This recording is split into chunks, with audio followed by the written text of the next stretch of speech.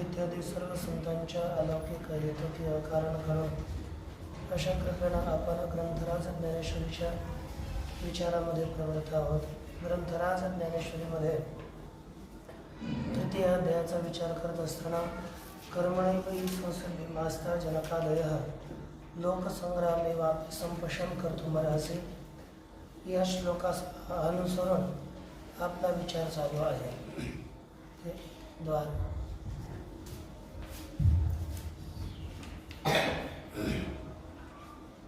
या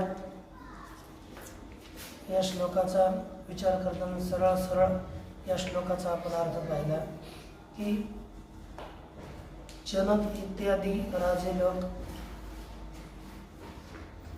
ते कर्मानेच सिद्धीला प्राप्त झालेले आहेत व लोकसंग्रहाची किंवा लोकसंग्रहाकडे लक्ष देणारा सुद्धा तो कर्म करण्यास योग्य आहेस. हा सरळ अर्थ या ठिकाणी आपण लोकसंग्रह यावर विशेष भर देऊन अर्जुनाला भगवान परमात्मा कर्म करण्याकरता प्रवृत्त करतात.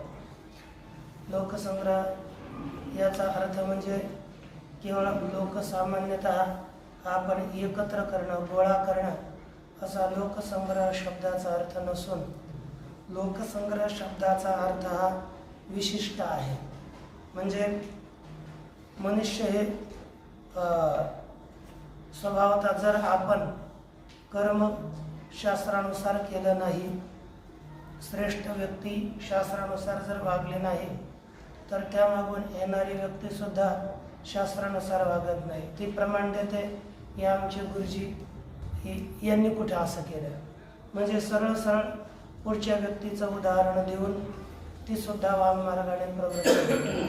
म्हणून मनुष्यांचं कल्याण, मनुष्यांचा उत्कर्ष व्हायचा असेल तर लोकसंग्रह हा असावा लागतो. लोकसंग्रह म्हणजे मनुष्याची जी उन्मार्गानं शास्त्रविहित मार्ग सोडून विरुद्ध मार्गानं होणारी जी प्रवृत्ती, त्या प्रवृत्तीचं निवारण करणं याला लोकसंग्रह म्हणतात. म्हणजेच लोक वाईट मार्गानं, शास्त्रविरुद्ध मार्गाने जे जातात ते जाऊ नयेत, त्यांच्या तिथून निवारण करणं यास लोकसंग्रह.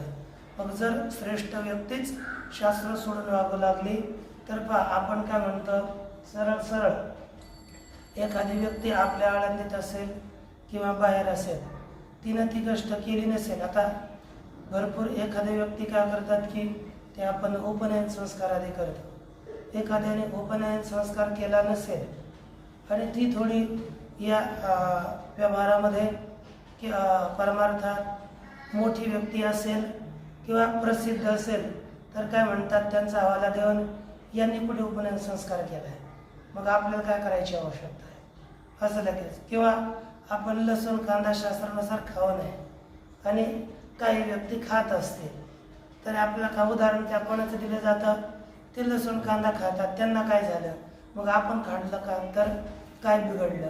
म्हणजे पुढच्या व्यक्तीचं उदाहरण देऊन दुसरे सगळे व्यक्ती त्याच वाममार्गाने प्रवृत्त होतात. म्हणून आपण आपलं कर्तव्य असं आहे की आपण लोकांचे प्रवर्तक आहोत, तर सन्मार्गावर त्यांची प्रवृत्ती व्हावी त्याकरिता अगोदर आपण तो मार्ग आचरण दाखवावा लागतो आणि त्या आचरण दाखवलेल्या मार्गानं अन्यांची प्रवृत्ती करावी लागते. म्हणून भगवान परमात्म्यानं या ठिकाणी या श्लोकाचा उपयोग केला आणि यावर श्री ज्ञानोबराय आपल्या ओव्या लिहितात. देख पा जनकाधिक कर्म जात शेख न सांडिता मोक्ष सुख पावते झाले. ही ओवी आहे. कधीही आता जास्त दिवस ओव्यांचे अर्थ आपल्या लक्षात राहावे याकरिता त्यावर स्पेन्शलनं काय करावं, त्यामध्ये आपला अन्वय अर्थ जो आहे तो अन्वय अर्थ लिहून घेतला म्हणजे समस्या होत नाहीये. तरी पहा अगोदर अन्वय. पा देख जनकाधिक अशेख कर्मजात न सांडिता मोक्ष सुख पावते झाले. हा अन्वय आहे. याचा अन्वय नंतर अर्थ पहा. पा प्रथम शब्द आपण पा वापरला. पा हे संबोधनवाचक अव्यय आहे किंवा संबोधनवाचक शब्द आहे.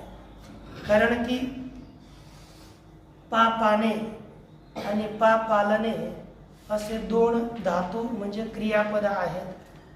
त्यापैकी पापालने हे क्रियापद आपण या ठिकाणी ग्रहण करून त्या पापालने धातू पुढे क्विप प्रत्यय करून पा शब्द तयार होतो. क्विप प्रत्ययाचा पूर्णतः लोप होतो आणि पा शब्द तयार होतो.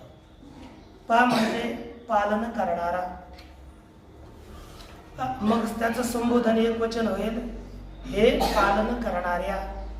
कारण की अर्जुन हा राजा होता आणि क्षत्रियांचं कर्तव्य कर्म आहे की प्रजा पालन करणं. म्हणून अर्जुनाला या ठिकाणी संबोधित करतात की हे प्रजा पालन कर्त्री अर्जुना,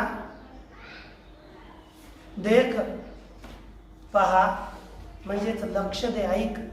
या ठिकाणी अर्जुनाला पा म्हणजे प्रजापालन करता असंच का संबोधित केलं, कारण की प्रजेचं पालन करण्याकरिता अगोदर राजा ठीक असावा लागतो.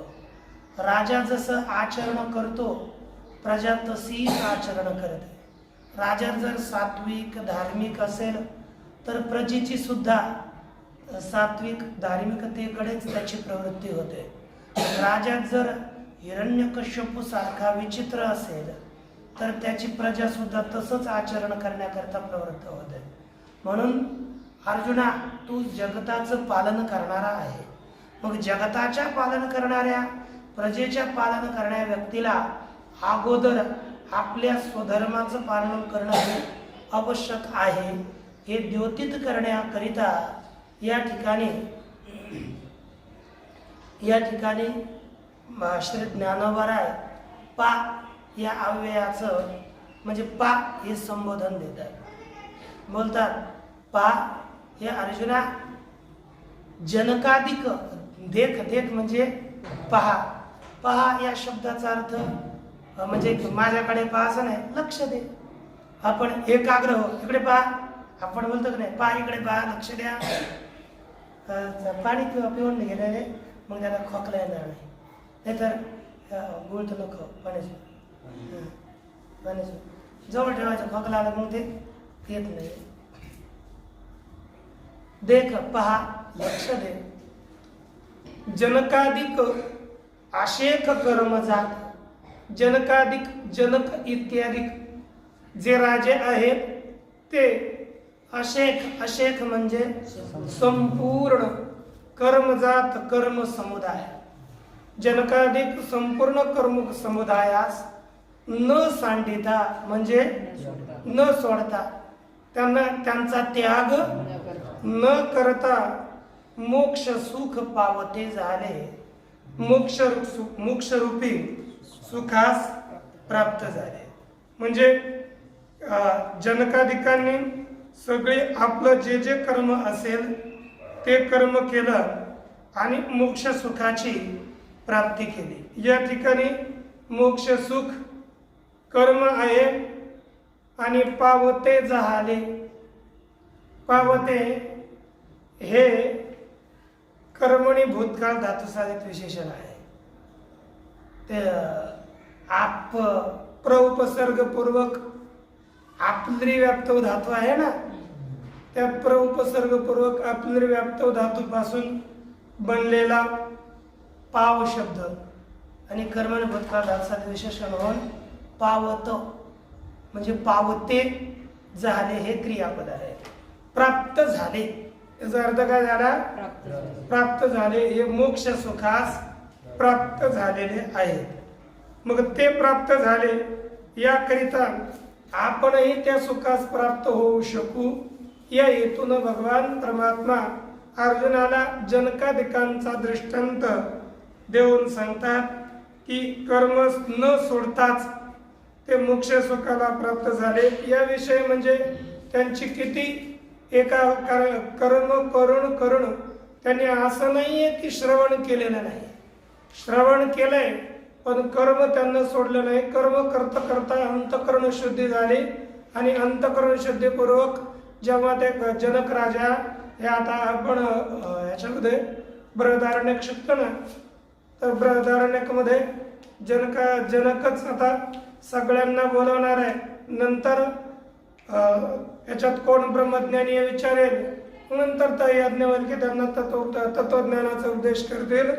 अशा अवस्थेमध्ये एक वेळेस कोण श्रवण करण्यामध्ये श्रेष्ठ आहे, कारण की कधी याज्ञवल्क्य ऋषी हे जनकाकडेच पाहून जनकालाच संबोधून तत्वज्ञानाचं प्रतिपादन करत असत. म्हणून सगळ्यांना एक ईर्ष्या व्हायची की जनकालाच तुम्ही अधिक का मानता, कारण की सहज स्वाभाविक आहे एखाद्याला आपण मानू गेलो तर दुसऱ्याला त्याची ईर्ष्या होते. मग ती ईर्ष्या दुसऱ्या ऋषी मुनींना, अरे हा गृहस्थी असून याच्या मागे मागे करतात आणि आम्ही संन्यासी असून आम्हाला काही विचारत नाहीत, आमच्याकडे काही लक्ष देत नाहीत. अशी स्थिती झाल्यानंतर एक वेळेस जनक राजानं याज्ञवल्क्यानं एक युक्ती केली. आता या याज्ञवल्क्यालाच आम्ही का मानतो याचं काही कारण आहे म्हणून त्यांनी सहज काय केलं, आपल्याच योग सामर्थ्यानं सगळ्या नगरीला आग लावली. आग नगरीला लागत लागत लागत पूर्ण ज्या ठिकाणी जनकाधिक तत्वज्ञान श्रवण करत बसली होती त्या ठिकाणी आग लागली. आता जोपर्यंत आग बाहेर होती तोपर्यंत दूर, परंतु आता इकडं सुद्धा आग आली म्हणून सगळे संन्यासी लोक आपल्या लंगोट्या जळू नयेत म्हणून पळू लागले. सगळे श्रवण करणारे आपापल्या घरी आपापले पदार्थ जळू नयेत या हेतून पळून गेले आणि जनक एकटेच तिथे बसले.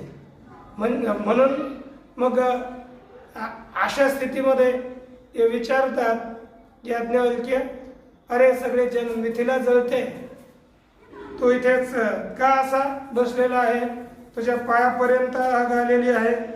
तेव्हा तो बोलतात की मिथिलायाम प्रदीप्तायाम नमे दहती किंचन. हे सगळे मिथिला जळली तरी सुद्धा माझं काहीच जळत नाही. या म्हणजे तुका म्हणे राज्य करिता जनक, अग्नी माझी एक पाव जळे. या अनुभवावर माझं जळत नाही, जळतं ते देहाचं. या अनुभवावर जनकाधिक आरूढ झालेले आहेत. म्हणजे कर्म करता करता या स्थितीला प्राप्त झाले. एवढी उंच स्थिती आपल्या स्वधर्माचं पालन करण्यानं होते. म्हणून अशी स्थिती आपली कधी होईल याकरिता आपण अगोदरच शास्त्रविहित कर्म न सोडावं यावरून आपल्याला दिसून येतं. म्हणून भगवान परमात्मा पुढच्या वेळी अर्जुनाला बोलतात, या कारणे पार्था होवावी कर्मी आस्था, हे आणि काही एका अर्था उपकारेल. अन्वय, हे पार्था, या कारणे कर्मी आस्था होवावी, हे आणि काही एका अर्था उपकारेल. हे अर्जुना, या कारणे पार्थ म्हणजे हे प्रतापुत्र अर्जुना, या कारणे, हे कारण म्हणजे पूर्वी सांगितलेल्या कारणामुळे. पूर्वी कोणतं कारण सांगितलं? जनकाधिकांनी कर्म केलं आणि कर्म केल्याने ते मोक्ष सुखाला प्राप्त झाले. या कारणामुळे म्हणजे या प्रयोजनाच्या हेतूने, याकरिता, या मोक्षाकरिता कर्मी आस्था व्हावी, या मोक्ष आपल्याला प्राप्त व्हावा, यामुळे आपली कर्मविषयी प्रीती असावी. कारण की जर कर्म केलं तर कर्म करून हळूहळू आपणासही मोक्षाची प्राप्ती होईल. म्हणून मनुष्याने या मोक्षाकरिता कर्म केलं पाहिजे. या कारणे कर्मी आस्था व्हावी, हे आणि काही एका अर्था उपकारेल.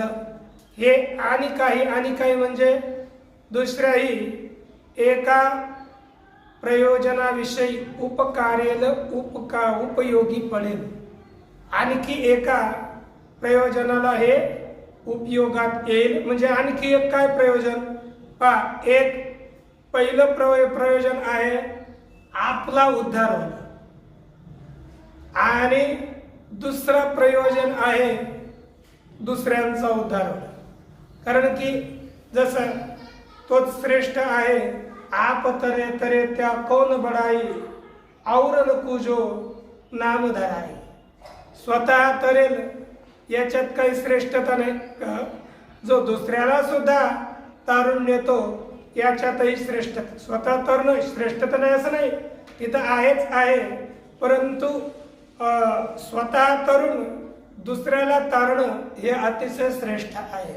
पण तरती स लोकान तारयती, म्हणजे तो स्वतः तरतो आणि दुसऱ्यालाही तारतो, ती व्यक्ती श्रेष्ठ आहे. म्हणजे आपण पोटे होण्यापेक्षा आपण आपल्याला आपलं भरवून दुसऱ्याला सुद्धा देणं हे फार श्रेष्ठ असतं. पण आपण पंतप्रमाण पाहतो, मुक्ताबाईंचं ताटीच्या भागातलं, तुम्ही तरुणी विश्वतारा, ताटी उघडा ज्ञानेश्वरा, सुखसागर आपण व्हावे, जगबोधे निववावे. म्हणजे आपणही तत्वज्ञान प्राप्त करावं आणि दुसऱ्यांना सुद्धा तो मार्ग दाखवावा, याच्यात श्रेष्ठता आहे. म्हणून भगवान बोलतात की हे कारण आहे मोक्ष प्राप्त करून घेणं, आणि दुसरा आणि काही एका अर्था, दुसऱ्याही एका प्रयोजनाकरता याचा उपकार होईल. तो ते काय प्रयोजन आहे त्या पुढच्या ओळीत सांगतात. जे आचरता आपण पेया, देखीला गेलं लोकाया, तरी चुकेला हा अपाया, प्रसंगेची अन्वय. जे आपण पेया आचरता, यया लोका देखी लागेल, तरी प्रसंगेची हा अपाया चुकेल. जे आपण पेया आचरता, जे म्हणजे कारण की किंवा जे कर्म आपण पेया आचरता, आपण स्वतः आचरण केले असता, जे कर्म आपण स्वतः आचरण केले असता, या लोका देखी लागेल. या लोकांना देखी म्हणजे वळण, देखी म्हणजे या लोकांना वळण लागेल. आपण करू लागलो तर या लोकांना सुद्धा करण्याचं, कारण की मोठी व्यक्ती करू लागली तर मागची तसेच करत राहतात. का तू का करतो? आमचे गुरुजी करत होते, मग त्यांनी केलं तर मागचे तसंच करत राहतात. म्हणून जर जे हे कर्म आपण आचरण असता, स्वतः आचरण केलं असता, या लोका देखी लागेल. या लोक म्हणजे या लोकांना देखी वळण लागेल. तरी मग प्रसंगानेच म्हणजे सहजच हा अपाया चुकेल. हा म्हणजे ही जनता, हे लोक अपाया अनर्थापासून चुकेल म्हणजे वाचते. त्यांना ते अनर्थात जाणार नाहीत, ते संकटात पडणार नाहीत. बर, आपण केवळ आचरण केलं ना एवढा मोठ्या सगळ्या जगाचा लाभ होतो. म्हणून अर्जुना, तू हे कर्म अवश्य, स्वधर्म रूपी कर्म हर्षद है ना, अवश्य केलं पाहिजे असे भगवान परमात्मा सांगतात. कारण की जर ते जसं बालक असतं ना, त्याला मार्गाला लावायचं असेल तर आई अगोदर काय करते? हळू माता जाणून बालकाची चाली, माता जाणून पाऊल घाली. म्हणजे तसंच ते आचरण करतात. तैसे संत जगी क्रिया करून दावे ती अंगी. मग आपलं असंच करायचं. त्याचा पूर्णाभंग तसंच आहे. पंथी हाती धरली पाठी, बाळकाचे साठी अर्वकाचे साठी, पंथी हाती धरली पाठी. अपूर्णाभंग याचाच आहे. म्हणून आपण अगोदर क्रिया करून दाखविली तरीही त्या मार्गाने सगळे लोक लागतात. म्हणून मनुष्यांकरिता कर्तव्य तसं तत्वज्ञानाला शास्त्र कर्तव्य सांगत नाही, परंतु श्री ज्ञानोबराय बोलतात तत्वज्ञानाला सुद्धा कर्तव्य आहे. ज्ञान झाल्यावर कर्तव्य राहत नाहीये, परंतु लोकांकरिता यांचं कर्तव्य उरलेलं आहे. पुढच्या वेळी बोलतात, देखे प्राप्तार्थ झाले जे निष्कामता पावले, तयाही कर्तव्य असे उरले लोकाला. देखे जे प्राप्तार्थ झाले, निष्कामता पावले, तयाही लोकालागी कर्तव्य उरले असे, असा अर्थ.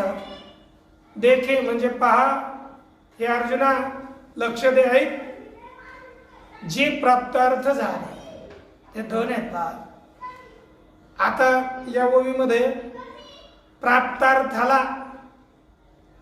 कृतार्थता नाही. कधी कधी आपण प्राप्तार्थ मनुष्य झालाय परंतु कृतार्थ झाला नाही. तुम्हाला प्राप्तार्थ आणि कृतार्थ याच्यात काय भेद? तुमच्यात प्राप्तार्थाचा कृतार्थाचा अर्थ दिला असेल, का दिलाय ना? काय दिलंय? नाही, अयोग्य. प्राप्तार्थ भिन्न आणि कृतार्थ भिन्न. ज्याचं कर्तव्य संपलं, कृत अर्थ येन सह, केलं आहे ना, केलं आहे अर्थ प्रयोजन ज्यानं, त्याला म्हणतात कृतार्थ. जे करायचं ते केलं ज्याने त्याला म्हणतात कृतार्थ. आणि प्राप्त करायचं, प्राप्त केलं ज्यानं त्याला म्हणतात प्राप्तार्थ. प्राप्त अर्थ येन सह, प्राप्तार्थ म्हणजे प्राप्त केलं प्रयोजन, फल ज्यानं, तो प्राप्तार्थ. आणि तुम्ही पहा कधी, आता मी शब्द आपले 4 पुरुषार्थ आहेत. किती पुरुषार्थ आहेत? 4 पैकी पहिला धर्म, दुसरा, तिसरा काम आणि चौथा मोक्ष. अर्थ म्हणजे पुरुषार्थ. आता अर्थ यापैकी कर्तव्य रूपाने कोणता अर्थ प्राप्त होतो आपल्याला? काम कर्तव्य असतो का? नाही, तो प्राप्तव्य. बर अर्थ कर्तव्य आहे का? हा अर्थ की प्राप्तव्य? बर काम सुद्धा कर्तव्य कृत होऊन जाईल, जन्य होईल. एकद्वार अर्थ प्रयोजन पैसे सुद्धा उत्पन्न म्हणजे निर्माण होतील, धन जन्य होऊ शकेल, ते आहे प्राप्तार्थ. एकच आपल्याला कर्तव्य रूपी अर्थ आहे, तो म्हणजे धर्म. धर्म हा करावा लागतो आणि मोक्ष हा प्राप्त करावा लागतो. म्हणजे प्राप्य आहे मोक्ष आणि कर्तव्य आहे धर्म. कर्तव्य कोण आहे? धर्म. आणि प्राप्तव्य आहे मोक्ष. या संसारामध्ये ज्यानं अर्थ प्राप्त केला म्हणजे मोक्ष प्राप्त केला, तो प्राप्तार्थ झाला. प्राप्त अर्थ येन सह प्राप्तार्थ, म्हणजे मोक्ष प्राप्तार्थ आहे. म्हणजे मी तिथे अर्थ, आपण अर्थ लिहितानाच प्राप्तार्थ म्हणजे प्राप्त, प्राप्तव्य, प्राप्त करण्यायोग्य, प्राप्त केले आहे ज्याने. म्हणजे प्राप्त करण्यायोग्य कोण आहे? एक मोक्ष. तो मोक्ष प्राप्त केला आहे ज्याने, असा प्राप्तार्थ पुरुष, त्याला सुद्धा लोकांकरिता कर्तव्य राहिले म्हणजे तो कृतार्थ नाही झाला. लोकांकरिता त्याच्याकरता कृतार्थ. जेव्हा पूर्ण धर्म त्यानं धर्माचं आचरण केलं तर तो कृतार्थ. परंतु त्यानं स्वतः करता फळ प्राप्त केलंय, परंतु लोकांकरिता तो कृतार्थ झाला नाही. त्याला कर्तव्य कर्म राहिले म्हणजे कृतार्थ नाही झाला, प्राप्तार्थ झाला. याच्याकरता सांगितलं की देखे प्राप्तार्थ झाले. पहा, जे प्राप्त अर्थ म्हणजे अर्थ ज्याने प्राप्त केलेला आहे, असे झाले काही जण. निष्कामता पावले, निष्काम झाले, कामनारहित. कामनारहित तेच प्राप्त झाले. परंतु त्यांनाही लोकालागी कर्तव्य उरले असे. लोकांकरिता अशा मनुष्यांना सुद्धा कर्तव्य अवशिष्ट आहे, म्हणजे कृतार्थ नाही झाले. त्यांचं कार्य अवशिष्ट राहिले. आणि प्राप्त, त्यांनी अर्थ प्राप्त केला परंतु कार्य अवशिष्ट राहिलं, असं श्री ज्ञानोबराय व्यक्त करतात. मग का जर आपण कर्तव्य कर्म केलं तर काय होतं? म्हणूनच तेव्हाच ते आपण धन्यहम धन्यहम कर्तव्यमेन विद्यते किंचित. मग धन्यता तेव्हाच येते तेव्हा आपल्याला कर्तव्य काहीच राहिलं नाही. तर परंतु कर्तव्य राहिले की नाही? राहिलं. धन्यहम धन्यहम प्राप्तव्यम सर्व मध्य संपन्नम. प्राप्त करण्यायोग्य सर्व आज मला प्राप्त झालं म्हणून मी धन्य आहे, किंवा सर्व केलं तर धन्य आहे. या ठिकाणी कृतार्थतेनं, प्राप्तार्थतेनं धन्यता आली, कृतार्थतेनं आली नाही. मार्गी अंधा सरिसा, पुढे देख नाही चाले जैसा, अज्ञाना प्रकटावा धर्म तैसा आचरणे. मार्गी अंधा सरिसा, ज्यात पाहता अन्वय. मार्गी अंधा सरिसा, पुढे जैसा देख नाही चाले, तैसा अज्ञाना आचरोनी धर्म प्रकटावा. सांगतात की एखाद्या मार्गाने आपल्याला आंधळ्याला, कुठं आंधळ्याची जमात किंवा एखादी आंधळी व्यक्ती, त्याला कुठे जर घेऊन जायचं असेल, आता मग काय करावं लागतं? मार्गावर आंधळ्याबरोबर, आंधळ्यासारखंच त्याच्या पुढे पुढे देख नाही जैसा चाले, डोळस सुद्धा जसा हळूहळू चालतो. हो सुद्धा डोळस जायचं झालं सनाट जाऊ, फास्ट जाऊ शकतो, किंवा तो जाऊन आलेला असू शकतो. परंतु काय करतो? तो तिथे गेलेला आहे, जाऊन आलेला आहे, ते त्या ठिकाणी प्राप्त झालेला आहे.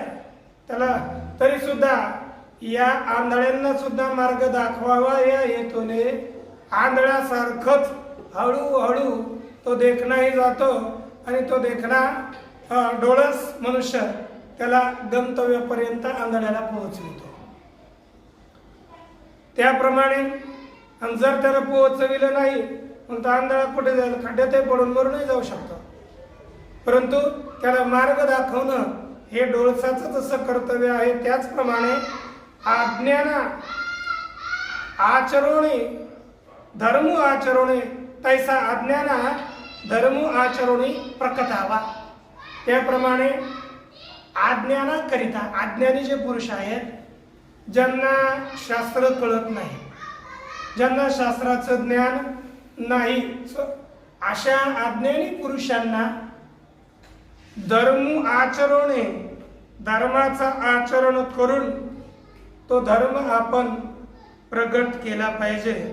तो धर्म लोकांना दाखवला पाहिजे. नाहीतर मग आपण ते मार्ग धर्माचं आचरण करणार नाहीत आणि विपरीत मार्गानं ते चालू लागते. होईल की नाही सहज. आणि विपरीत मार्गाने केले तर अधोगतीला म्हणजे ते जसं खड्ड्यात पडून मरून जातात तसं हेच अधोगतीला नरकामध्ये जाणं हेच यांचं मरण आहे. अशा स्थितीला प्राप्त होतील. म्हणून सचाडाची परी, सचाड म्हणजे ते इष्टापुरते करी केलंय पण शरीरी वसवलेली. जसं एखादा इच्छायुक्त असेल, लालसायुक्त मनुष्य असेल, त्याप्रमाणेच आपण कर्म करावं आणि त्याला कर्म मार्ग दाखवून त्यावर आपण त्या ठिकाणी आपण अभिमानाधिक करू नये, बस लोकांकरता मार्ग दाखवावा. श्री जगद्गुरु तुकाराम महाराज काय बोलतात, आपण विशेषतः काय करतो की लोकांना सांगत राहतो. म्हणजे शास्त्र शिकतो आणि लोकांना सांगतो. पर शास्त्र शिकून लोकांना सांगण्यामध्ये लोकांचं परिवर्तन होत नसतं. कारण की लोक पाहतात ना, आजकाल आपण शिकतो, कीर्तन करतो, प्रवचन करतो आणि आपणच कसंही वागतो. मग लोक काय म्हणतात, पहा महाराज आता कीर्तन करत होता आणि का आता काय करतो, असा शब्द प्रयोग करतात. म्हणजे आपण त्यांच्या श्रद्धेला किती ठोस पोहोचतो, त्यांना किती आता आपण परमार्थाला आलोत ना, मग आपलं कर्तव्य हे आहे की आपण योग्य रीतीनं आचरण करणं आणि चांगला मार्ग दाखवणं. आपण जर नाही केलं तर ते सगळं पाप त्यांना दुर्मार्गाला लावायचं आपल्याला लागेल. आपण अगोदर जाऊ खड्ड्यात. त्याच्याकरता आपण मुख्य आचरण केलं पाहिजे. नाहीतर एक मग कोणतरी कथा सांगितली होती. एक महात्मा म्हणजे एक गुरु, नंतर त्यानं काय केलं, सगळे पैसे, कारण की शिष्य लोकांकडून पैसे गोळा करणं, आपला आश्रम बांधणं आणि एकदम आपलं राहणं, काय धर्माचं फिरमाचं काय घेणं देत नाही, बस लोकांना सांगायचं आणि तसंच राहायचं. मग पुढच्या जन्मात काय झालं की सगळे काय झाले, सगळे शिष्यमंडळ मुंग्या झाली, मुंग्या. आणि पुढच्या जन्मात हा झाला साप. मग आता जर मुंग्यातून साप गेला तर त्याची काय स्थिती होते. मग या सगळ्या मुंग्या त्याच्यावर धावून पडल्या, कारण की मागच्या जन्मामध्ये यानं सगळं गोळा केलं ना, पुढच्या जन्मामध्ये त्याला ते त्याच्यावर सगळं चावून कारण की ते त्याची वसुली वापस करून घेतात. हा योग्य असेल, काम योग्य असेल, तिथे धर्माचं आचरण करत असेल, तुम्ही स्वतः करता प्रयोग न करता सगळ्यांकरता प्रयोग करण्याकरता जगकल्याणाकरता प्रयोग कराल तर तो धर्म होईल, अधर्म नाही होणार. परंतु केवळ स्वतः करताच होत असेल तर अशी स्थिती होऊन जाऊ शकते. म्हणून आपल्याकडे फार मोठं कर्तव्य कर्म आहे की आपण काय केलं पाहिजे, काय करू नये. म्हणजे महात्मा होणं आणि लोकांना मार्ग दाखवणं, त्यांच्याकडून सगळं इकठ्ठा करणं हे काही सोपं नाही आहे. एक पैसा काही जरी असलं ते आपण अर्थात त्याचा दुरुपयोग होता कामा नये. आपल्याला लोक मानतात ना, नाहीतर मग लोकांमध्ये जायलाच नको. आपण जातोय तर मग योग्य आचरण हवंय आपलं. जगद्गुरु तुकाराम महाराज याविषयी बोलतात पहा, कथनी पठनी करुणी काय वाचुनी रहाणी वाया जाय. म्हणजे आपण काय करतो, याचा काय फायदा?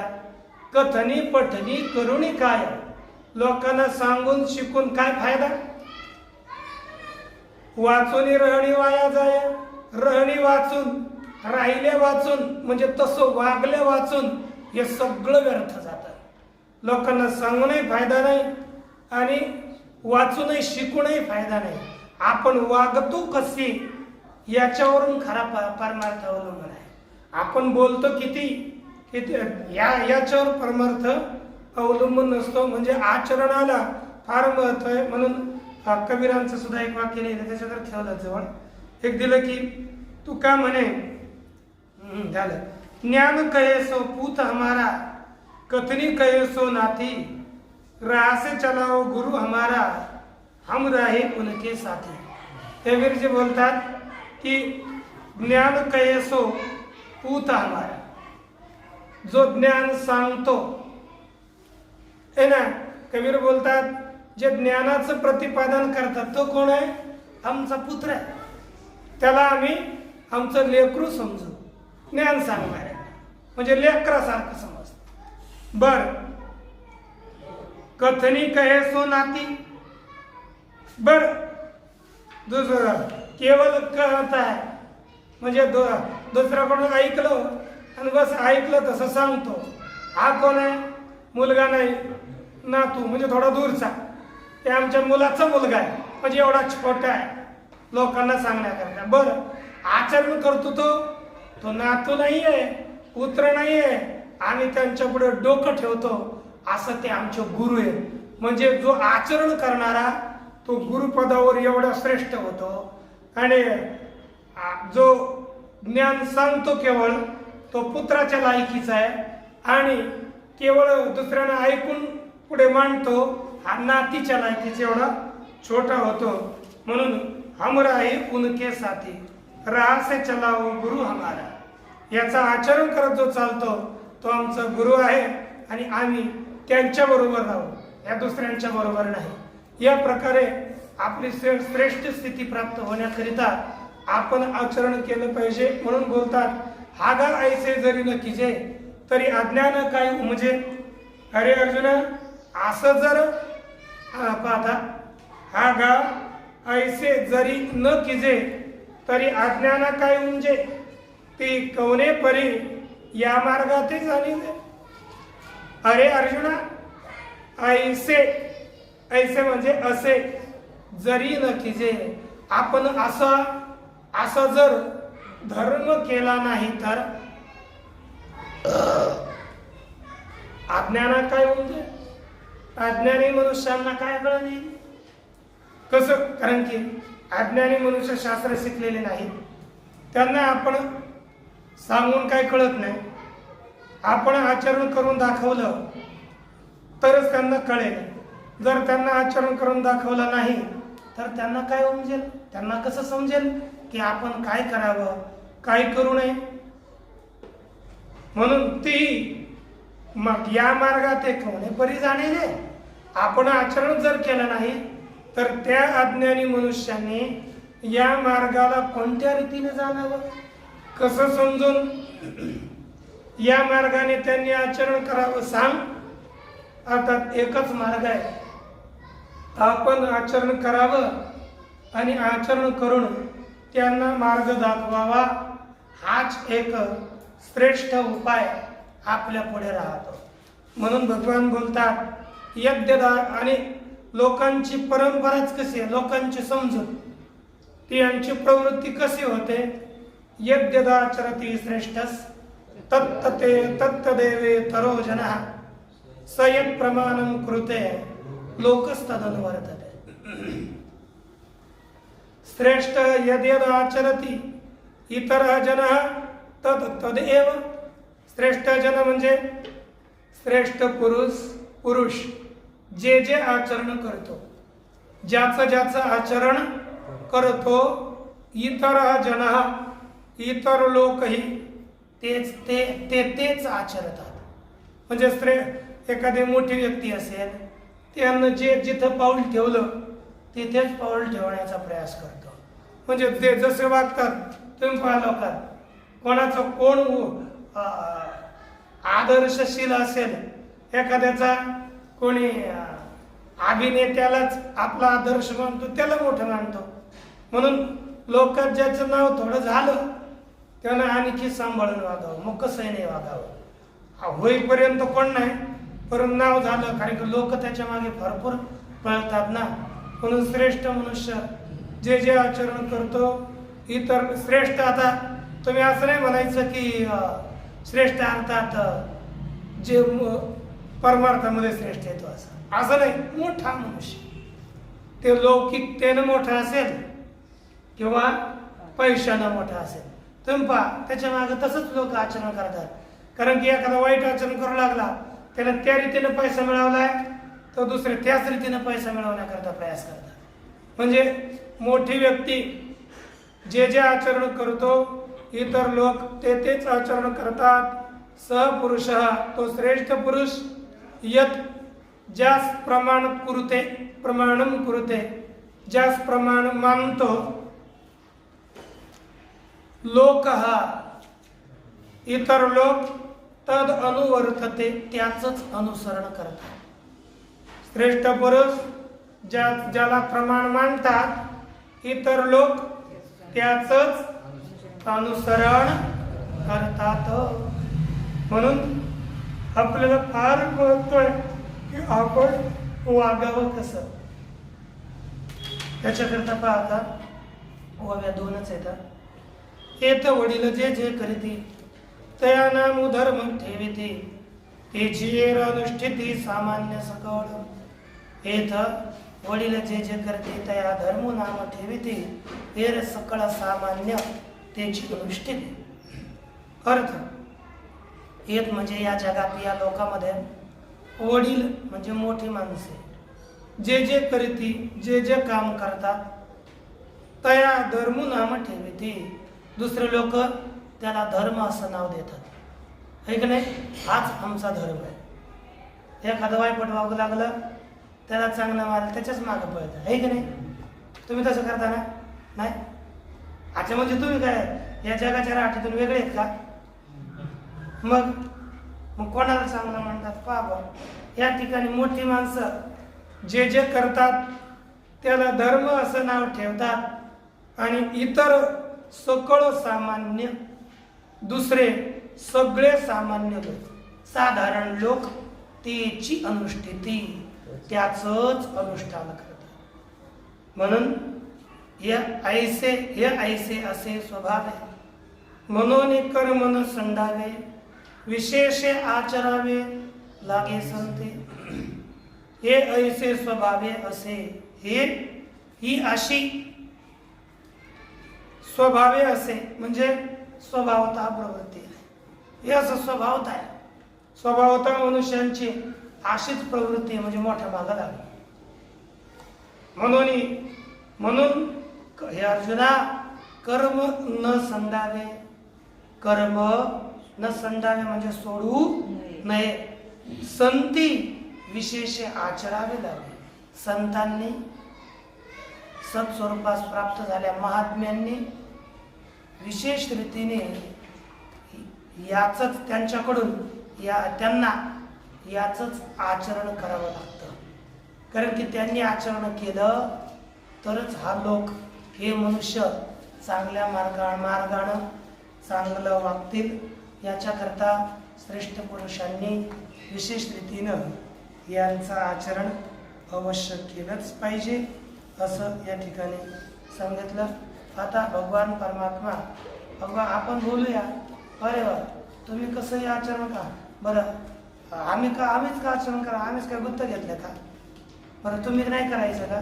भगवान बोलतात नाही, मी सुद्धा पहा बरं, मी सुद्धा करतो. मला काय आहे का कर्तव्य? मला काहीच करायची आवश्यकता नाही. मी सगळं प्राप्त केलेलं आहे तरी सुद्धा मी लोकांकरिता कर्म करतो, नाहीतर हे नष्ट होतील ना. याच्याकरता भगवान परमात्मा सांगतील तेवढे. ओम पूर्णमद पूर्णमिदं